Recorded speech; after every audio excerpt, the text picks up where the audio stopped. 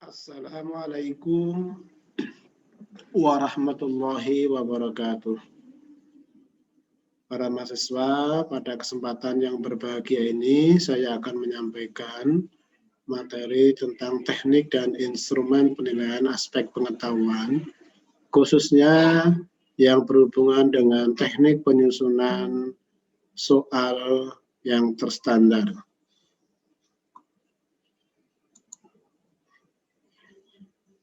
Persyaratan soal tes hasil belajar ada 3. Yang pertama adalah persyaratan substansi, artinya soal itu harus merepresentasikan kompetensi dan materi yang diujikan. Misalnya ketika kompetensinya yang diuji itu adalah memuat kemampuan pengetahuan atau kognitif tingkat 3 mengaplikasi, maka soalnya harus mampu mengukur kemampuan kognitif tingkat 3 mengaplikasi tersebut. Kemudian yang berikutnya adalah persyaratan konstruksi. Artinya soal yang kita susun itu memenuhi persyaratan teknis sesuai dengan bentuk instrumen yang digunakan. Kita mengenal ada soal multiple choice, ada soal uraian, ada soal menjodohkan, dan seterusnya. Itu semuanya ada kaidah-kaidah teknis yang harus diperhatikan oleh penyusun soal. Sehingga soal secara teknis itu adalah memenuhi persyaratan konstruksi sebagaimana yang telah disepakati oleh para ahli evaluasi. Kemudian yang ketiga adalah persyaratan bahasa. Artinya soal yang kita susun itu harus sesuai dengan kaidah-kaidah bahasa Indonesia yang efektif dan komunikatif sesuai dengan taraf perkembangan peserta didik. Kemudian langkah-langkah penyusunan tes terstandar itu tahapannya yang pertama didahului dengan identifikasi tujuan dan kawasan ukur. Langkah berikutnya menguraikan isi atau materi yang diujikan, yang diteskan, yang diukur. Kemudian diikuti dengan penjelasan batasan kompetensi atau ranah yang diukur. Langkah berikutnya adalah menyusun blueprint atau kisi-kisi. Nah, sebelum menyusun kisi-kisi didahului dengan perumusan indikator. Kemudian tahap berikutnya adalah penulisan butir soal atau item. Langkah berikutnya melakukan uji coba.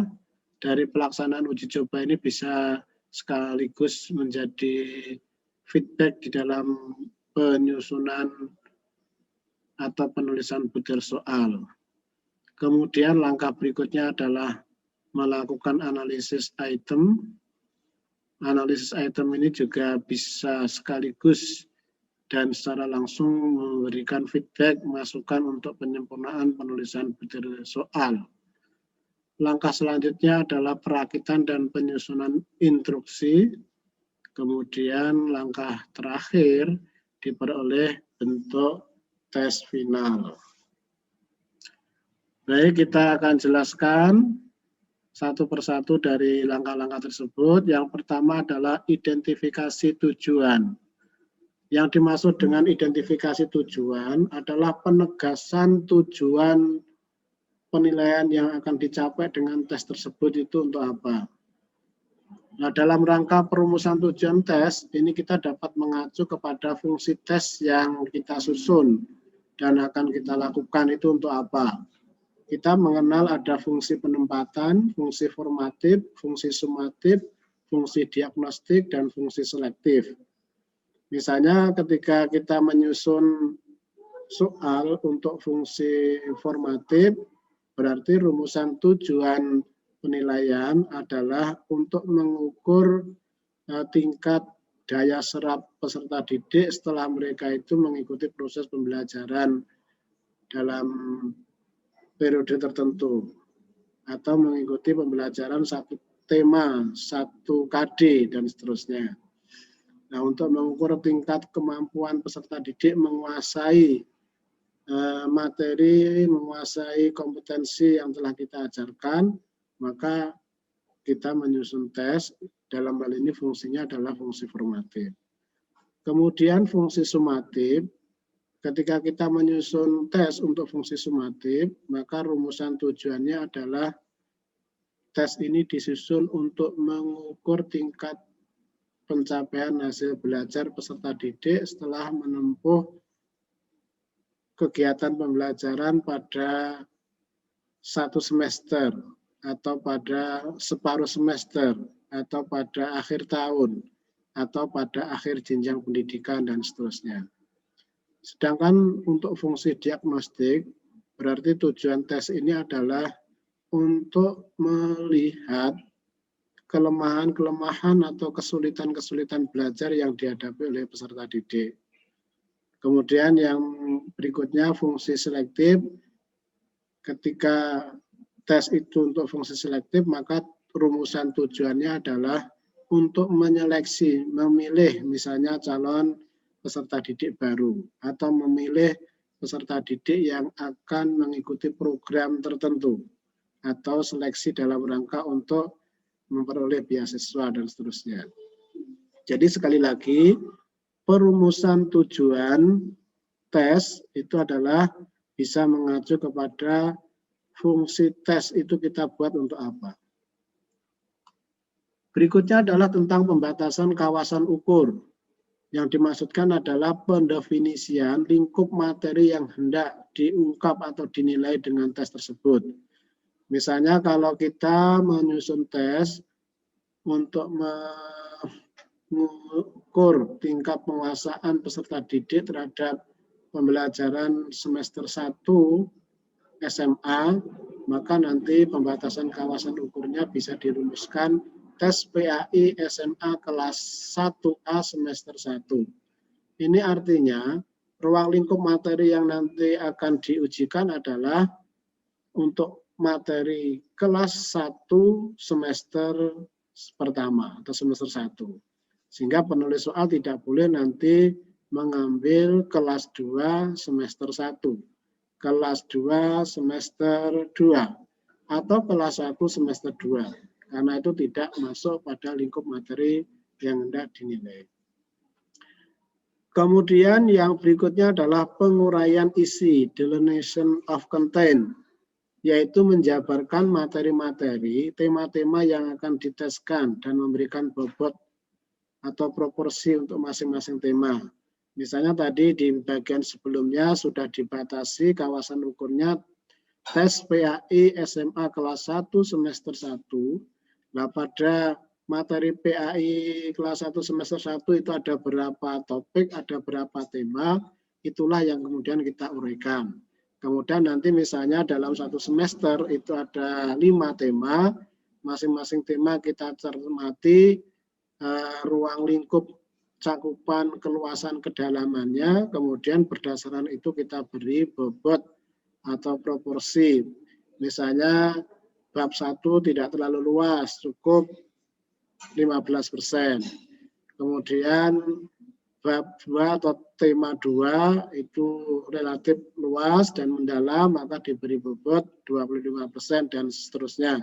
Sehingga dari seluruh tema itu total bobotnya adalah 100%. Itu dalam rangka nanti untuk menentukan di topik 1, bab 1 itu berapa soal harus diujikan sesuai dengan keluasan kedalaman masing-masing materi yang tercakup di dalam masing-masing bab atau tema tersebut. Berikutnya adalah batasan ranah, yakni ini menjelaskan tes tersebut akan mengukur ranah apa dan pada tingkat apa atau level apa. Nah, kemudian memberikan proporsi atau bobot untuk masing-masing level. Penentuan ranah dan levelnya ini adalah mengacu kepada rumusan KD dan indikator yang sudah dirumuskan oleh guru. Misalnya di bab 1 indikatornya banyak memuat aspek kognitif tingkat 2, maka nanti yang paling besar proporsinya adalah di aspek kognitif tingkat 2. Bab 3 lebih banyak yang jenjang level kognitif tingkat 3 atau mengaplikasi, maka nanti proporsinya yang besar adalah pada level 3 dan seterusnya. Contoh uraian materi misalnya dalam satu semester ini ada 3 bahasan, bab 1 atau topik 1, konsep tauhid ini tidak terlalu luas, maka diberi bobot 20%. Dimensi tauhid luas dan mendalam 40%. Hal-hal yang merusak tauhid ini juga relatif luas dan mendalam, maka diberi bobot 40%. Artinya nanti untuk materi konsep tauhid itu jumlah soalnya hanya 20% dari keseluruhan.